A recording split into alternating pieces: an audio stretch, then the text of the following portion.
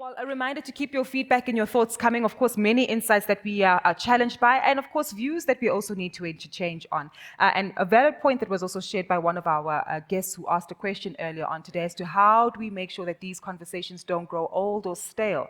How do we challenge ourselves to actually move forward? And that does call for a lot more integration in terms of backgrounds, opportunities, perspectives, and generations, as has been mentioned earlier. Well, we are running about 30 minutes behind with our program, but we had this yesterday, and we know that in terms of the time delays, we will be able to catch up on it. But I guess it's ensuring that we give you as much value as possible from the conversations and the speakers that we have here on stage. We're going to move now directly into our theme for today. The third theme officially for the conference, which is employee engagement. And for anyone who's been within the work environment, or I guess just even around for the last 2 to 3 years, we all know that we've experienced a tremendous amount of loss.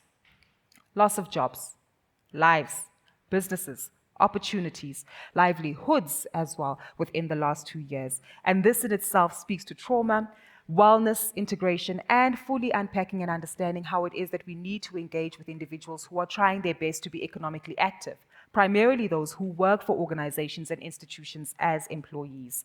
Our next speaker is going to help us understand how it is that we are creating a trauma-informed workplace in order to ensure that we fully comprehend how best to manage some of these challenges. As I welcome him onto stage to briefly read out his bio, Grant Stewart, who joins us from R Cubed, is an experienced facilitator, trainer, and consultant in the trauma-informed landscape and is currently the co-director of the social enterprise Restore, Reconnect, Rebuild, or R Cubed, where he's worked as a trauma disruptor for the past 5 years. He's also a youth and community development leader. Thank you so much for your time this morning, Grant. Really appreciate it. Level 3 applause, please. Just to keep the energy up. Level 3 applause for excitement. There we go. I won't fall back into my old youth work and get you rah-rahing for today. But a good morning anyway to everybody, and even to those online. And to those who are from Cape Town, who like me yesterday left, well, not even bright and early, it was still dark and early. I hope you are feeling a bit more refreshed today. Talking about Cape Town, at the Two Oceans Aquarium, at the shark exhibit, there's a mirror. And on that mirror, if you look in the mirror, there's a title. It says, "The World's Most Dangerous Predator." Quite obviously, it's stated in contrast or to confront the myths around sharks as these all-consuming predators. But it is a sad reality that the greatest threat to people are other people. And we don't have to go far. We don't have to go far from the news to know that there's a concrete reality to that. However, the psychiatrist Bessel van der Kolk has stated that our ability to annihilate each other equals our ability to heal each other. It is what makes real connection so significant in the world in which we live. It is why COVID lockdown was so hard, because we became disconnected. We were isolated from our normal strands and social supports. And it has made returning from lockdown all that more significant, and in some places difficult. Now, connection is a central and fundamental feature to creating a trauma-informed environment. But on its own, it's not. It's an aspect of things that are related to an understanding of trauma and of the brain. So what is a trauma-informed environment? The one thing about the word trauma-informed is it's a bit of a buzzword. It's out there. You can see it in social media. It might be the term trauma-sensitive might be used. But not everybody talks about trauma in the same way. Not everybody thinks about trauma-informed and what it means in the same way. So it is a bit of a slippery concept.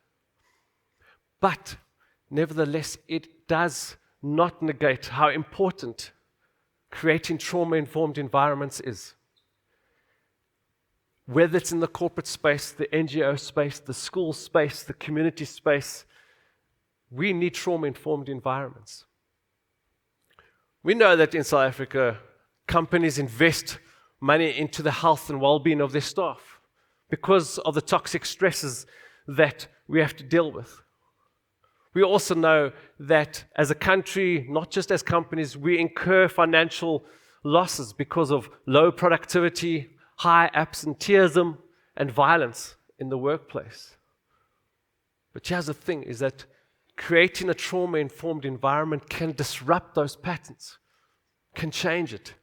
And yes, it does require investment.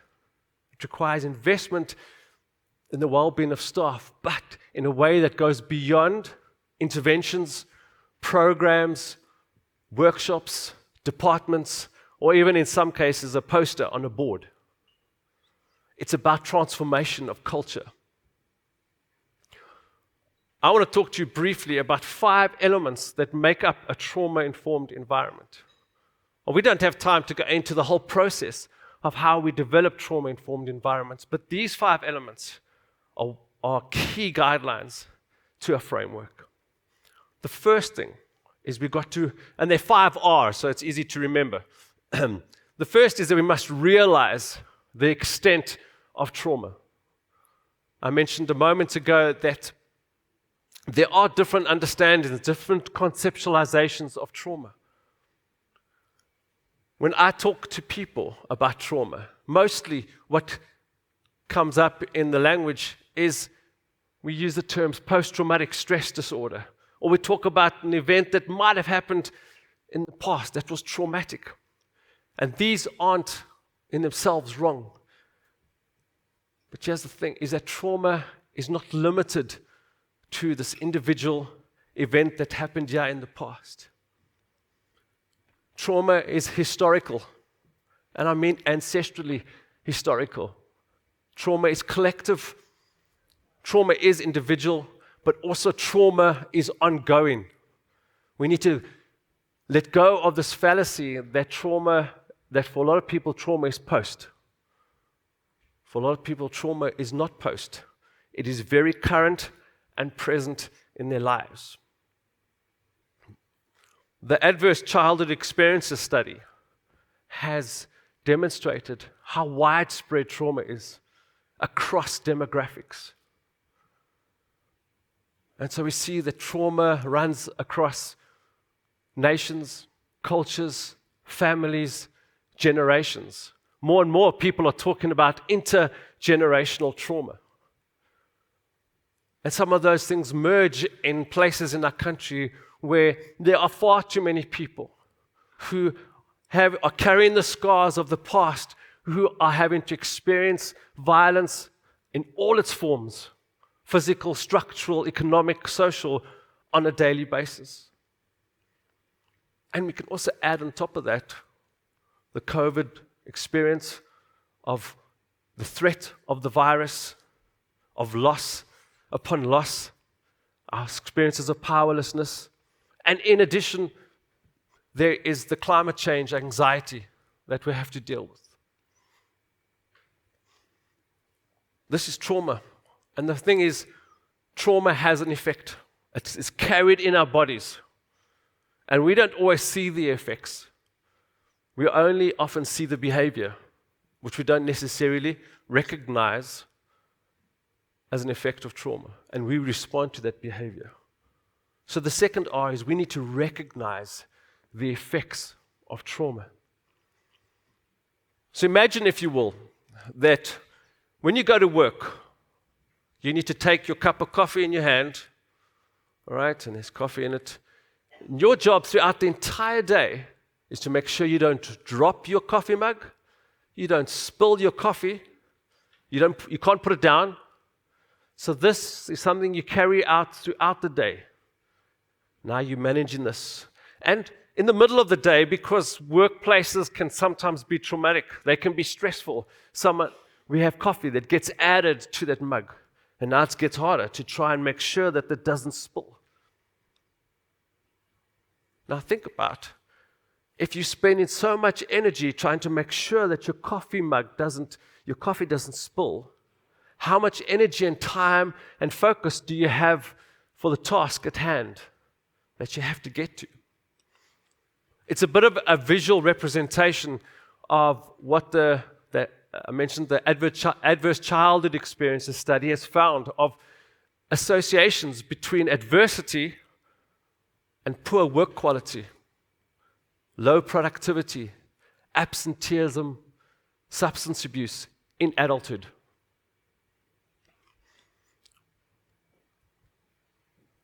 And I guess it doesn't take much to see that carrying that mug with all its container can have an impact on us relationally.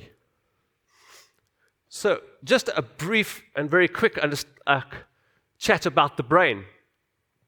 If you'd like, you can put up your fist. I'm not going to ask any political chance. It's just, if you hold your fist up like this and you tuck your thumb in like that and you wrap your fingers over, this is the brain. Your wrist here is the brain stem. Right? That's your survival brain. We all know about fight or flight, keeping us alive. That sits here. The little thumb that goes in the middle is our emotional brain. This is the part of our brain that's so central to connection.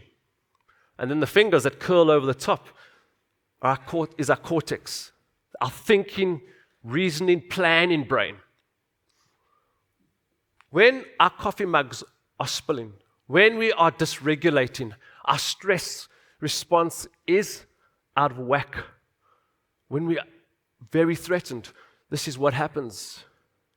Our brain disconnects. What that means is, if I'm dysregulated, I can't connect with other people. And if I can't connect, I can't reason. I can't think. I can't plan. I can't strategize. You'd have to put your fist down if you'd like. This has implications for the work environment, for supervision, for management, for staff communications, for staff relationships. It has implications for funder and fundee relationships, how that engagement happens.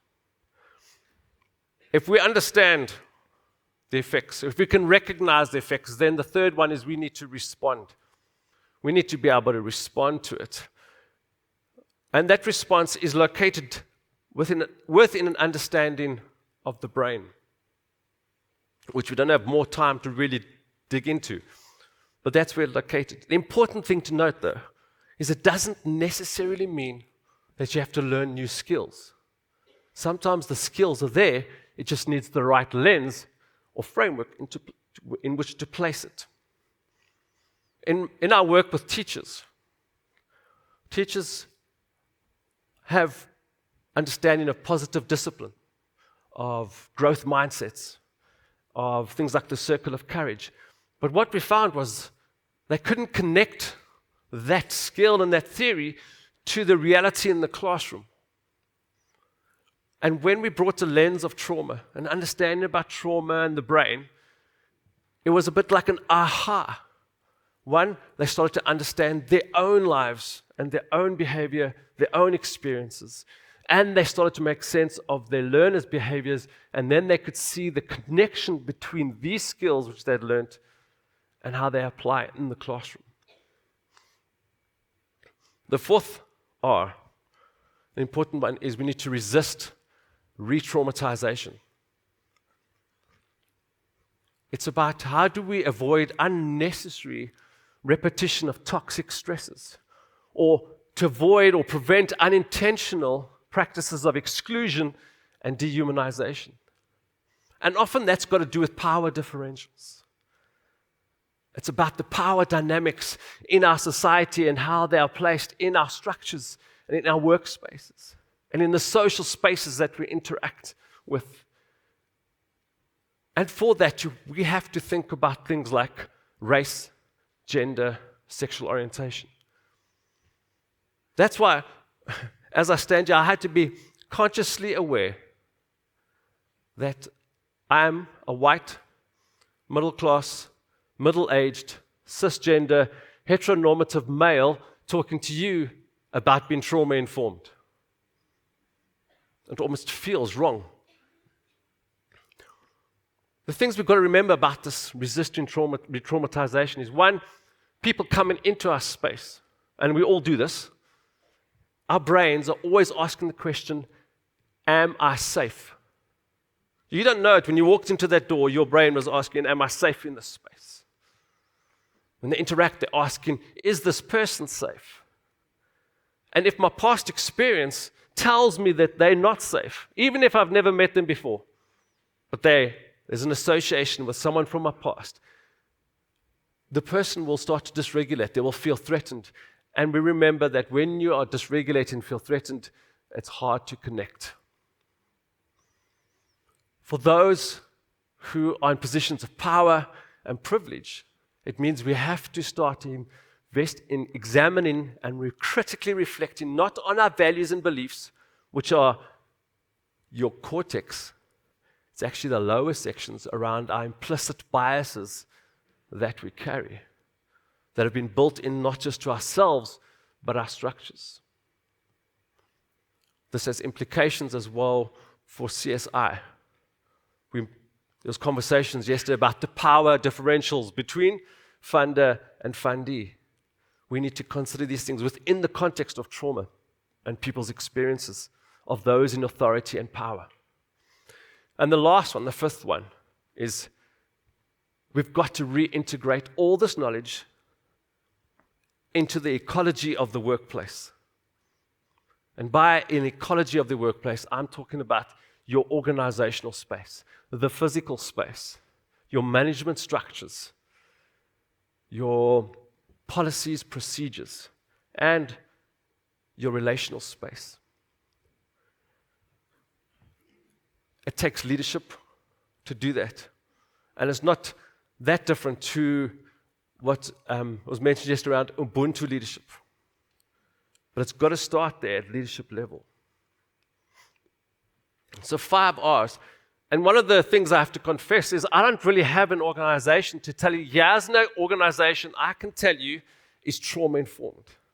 I can talk to you about individuals that are trauma-informed. I can talk to you about Nomfundo Mogapi, who used to be with the CSVR, who started something called the Center for Mental Wellness and Leadership.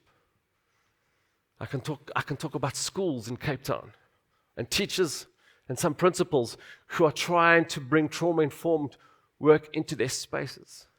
But it is a novel and pioneering work that we have to do because the effects of trauma are all around us. And if we don't start doing it, then we're going to keep carrying that.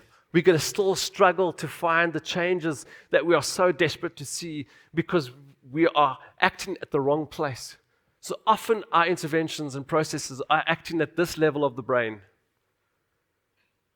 And we're ignoring this. And then we wonder why it's not actually doing anything because we haven't started from the right place. As a final comment, it's important to remember that trauma-informed is not therapy. So when we say create a trauma-informed environment or school or NGO or whatever, it's not saying create a place of therapy. What it is saying is that we need to recognize that the pervasive nature of trauma, that it comes into our workplace, and if we are not conscious and examine and rework our structures, we will just add to the trauma that's already present. So that person coming in, who knows what their journey is from home to the workplace. If we can take some of the coffee out their cup, if we can help them carry their cup, we change their experience of the workplace. Which means if the work environment is one place where I'm not being stressed out, where I'm not struggling with toxic stress or trauma, means actually when I go home, I don't take that trauma with me into my home space. It also changes the atmosphere of the work environment. We can build positive resilience amongst staff and in the business itself in a very unpredictable global economic climate. So fostering a sense of psychological safety, belonging, inclusion, empowerment, collaboration, care can, at the risk of being slightly flippant, I'm borrowing from an old advert, can save you time and save you money.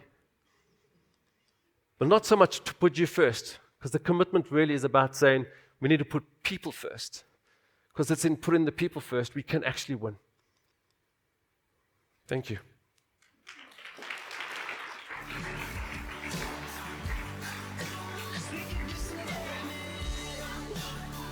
Much food for thought. We don't want you to go away just yet. We do have an opportunity to engage in a Q&A, so please join me as we take a seat on stage. And for many of you as well, in the audience and of course on our virtual platform, please feel free to engage and share some of your thoughts and questions as well that you might have for Grant, because I think you have challenged us, Grant, to really reevaluate how we walked in this morning with our cups of coffee. Some of them trembling, a few drops I noticed on the floor, personally and perhaps from individuals who might have experienced the same sense of seeking safety, seeking an ability and environment to actually trust the partners and colleagues that we're going to engage with. And that speaks to so many aspects and areas of our lives. And you might have seen the number of hands that were raised when I asked how many NPO representatives are in the room.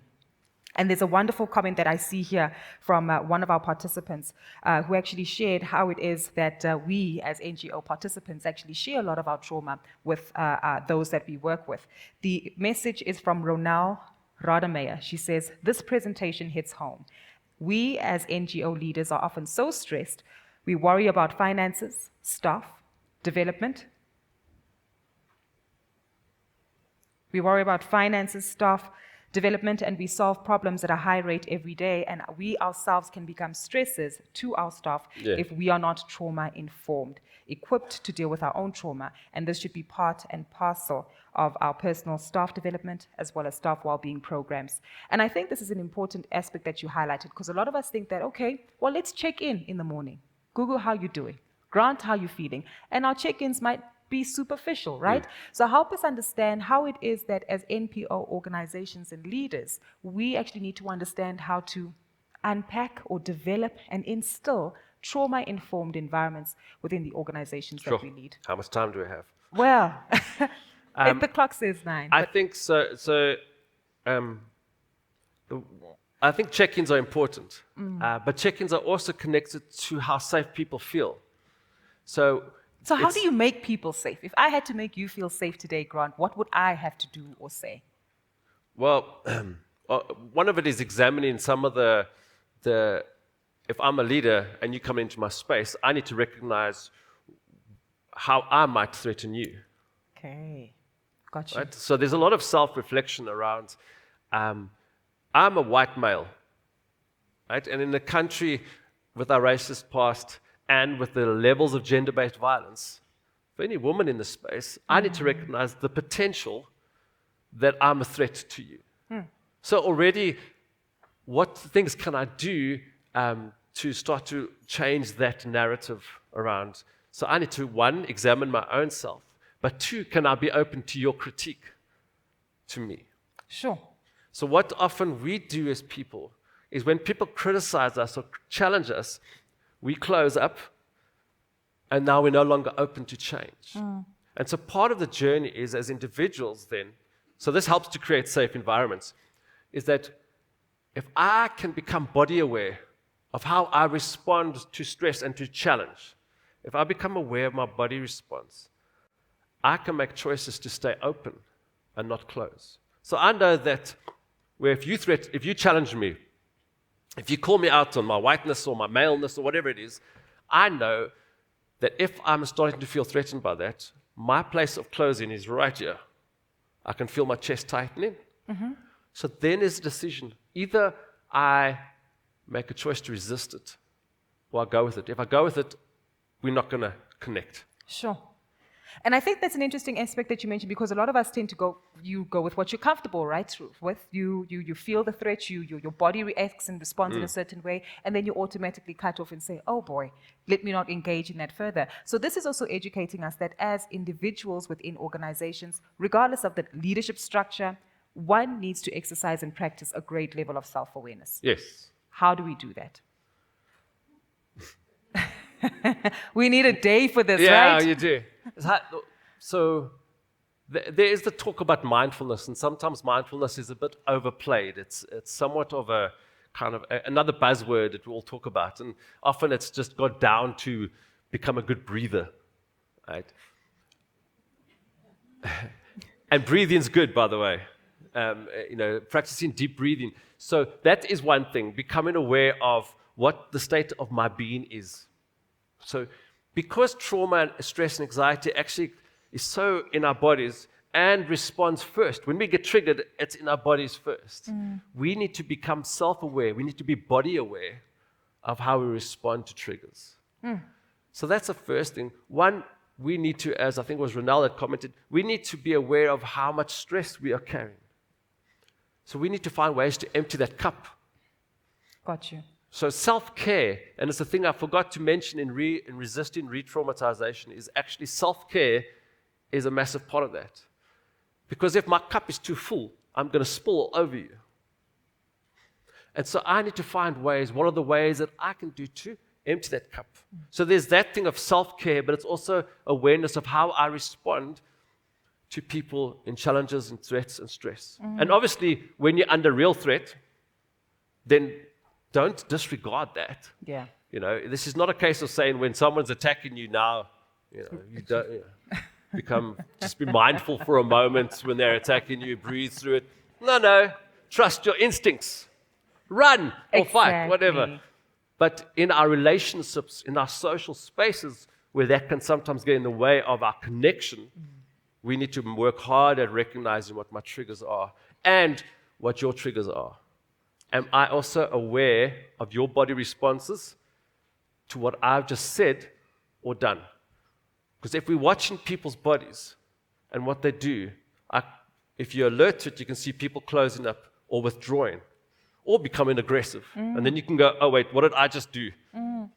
What was it that I just did? So there's a whole lot of things of becoming self-aware as well as other-aware. Got you. And I think this is so important because it's one thing to actually say, okay, well, we leaders in our institutions, this is what we're going to do. But as you say, it starts with self. And even the comfortability to have these conversations to say, hold on, my level of self-awareness is not where it should be. So it might impact our level of interaction and engagement. And that becomes critical not only for the teams that you manage internally within the companies that you lead or the institutions and organizations that you're affiliated with, but also when it comes to sitting at the negotiation table as an NPO, speaking to a potential business and sponsor, speaking to someone who might be involved in policy, and that in itself might shift the power dynamics and, I guess, alter the level of engagement there. And this speaks to a question that we have, Grant, from one of our participants online.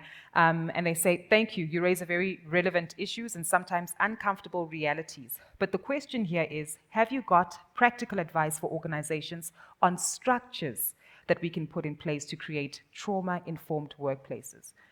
So structures, I guess, are there systems, aside from saying, go to ICAS and get some counseling, or tell me if I'm creating a safe environment for you. Is there a system we can copy and paste? There's no real copy and paste. It's not a one-size-fits-all, but I think there are principles that you can use. So those 5 elements are an important thing to use as an overarching framework. The other thing is to go through a process of diagnosing your structures. And not just, as I said, the ecology of your workplace. And a lot of people don't think about their physical space. They don't think about the building in which they are. And especially with NGOs, I might add, is that often if you're working with clients, how do they experience your physical space? Because physical spaces impact our emotions. And so if my physical space, if I walk into space and immediately I don't feel safe, then you've lost me. So that's one. So there's the physical. Then there's the whole way we function and engage. So, for instance, is the first person you meet, the receptionist or the secretary or whatever it is, are they trauma-informed? That's why it's a whole workplace. It can't be part or parcel. It's got to be, everybody's got to be on board. So it's about diagnosing and reflect, okay, let's look at my entire organization and to be able to be critically aware and reflect on what is it that we do and how do we go about doing that to see where we might actually be causing trauma, adding to stress. Got you. I think NGOs in particular, because of the nature of that work, can often just be overstressed. And so we need to evaluate, going, how do we care for self? So those are some, and then you've got to design an intervention. And now I'll give some clues here, but think about the brain again. There's the basic principle of trauma-informed interventions is around what they call the bottom-up approach. The brain, brainstem, limbic system, or emotional brain, thinking brain. Whatever we do, we've got to think, how do we make sure that that sequence we can actually follow? In our staff relationships, in our work with clients, whatever it is actually following that thing. Safety, connection, engagement, in terms of policy, planning, thinking, that kind of stuff. So those are ways, and then the important thing is, can you sustain it over the long term? And we've just had a pandemic, right? Some folks still working from home, so I guess that in itself also rocks the boat in terms of implementing these particular strategies. So, exactly. So that has obviously disrupted a whole lot of ways that people are thinking, and now coming back in, reconnecting can be disruptive in itself, because people got used to being on their own. Ooh. You know, some of the introverts in the world are like, yes, I loved COVID. I can work from home, and I don't have to talk to anybody. Woo, it's the best thing ever. All the extroverts are, I can't do this anymore. And I've been a bit like over the top, but this, sorry, the different experiences, the way we draw energy obviously plays into that. So being aware of that is another thing. Lastly, just as to go back to examples of the schools that we've worked with. So this is a school example, is we've worked with the school, the SMT, developing their own leadership structures, how they are trauma-informed as leaders, their policies and procedures. Then work on staff development before you work on staff training. So too often within education departments and stuff, we want to just supposedly upskill our staff. All right? Staff are under tremendous stress. No one builds into them. Let's build into them first. And then we talk about classroom management and classroom engagement with the learners. And then we keep going out until the whole ecology of the school can be transformed. Yeah. So it works into other spaces like that too. So many ripple effects, and I think some amazing feedback that we're also getting on the platform here, with a lot of people really highlighting that it hits close to home and there's some key lessons. I do want to check if we can squeeze in one question from the floor, if at all, but there is one that is quite critical that Anne Gele has asked on the platform. She said she'd like to know how to find a balance in terms of providing a trauma-informed work environment in a highly results-driven center and environment and company as well. So you want to speak to the individual, you want to check in, but we still need the results, Grant. Yeah. How do we find a balance between both? Great difficulty. Because we don't have many people who have really implemented trauma-informed environments in the workspace, we don't have many examples about how to engage with that. What I would say, though, I think that if we implement a trauma-informed workplace, so this idea of building positive resilience, and I say positive resilience because people talk about resilience. Let's bounce back. No one ever bounces back. Now, I just want to say that. No one bounces back from trauma. We can be transformed by it, we can move on from it, but no one ever goes back to the way they were. Got you. All right? But you can have negative resilience. So what looks like they're doing well, but what normally means we've learned to adapt to an unsafe environment. And so what you want in a workplace, even in a highly competitive one, is we want to make sure that people aren't adapting to an unsafe environment. Because when you start adapting to an unsafe environment, it creates maladaptive behaviors, which eventually will have long-term consequences for the toxic and around toxic nature of relationships. Right, exactly. And so it is a hard work of how to find that balance. But I think there is a level to do that, because I think if we can implement it and do it well, it means that competitive nature doesn't push people over the edge. We build that positive resilience within the workplace. And if the workplace is a happy place to be, then also changes the nature of, okay, it's competitive, and we're going to bump into each other, where there's going to be conflict, but we're now not going to fight with each other, because we've learned how do we engage with that. Definitely. Grant, I think you've hit the nail on the head for so many individuals who are here today, and not only for the roles that they serve within their companies, but most importantly, how it is that we also interact when it comes to engaging with various partners, as we're well aware that this is a trialogue. So you're not just having a one-on-one dialogue, but need to be cognizant of your engagements with various other parties, what their triggers are, the institutional backgrounds and histories that also influence their decisions, and how that has a direct impact then on the efforts and objectives that we're trying to attain.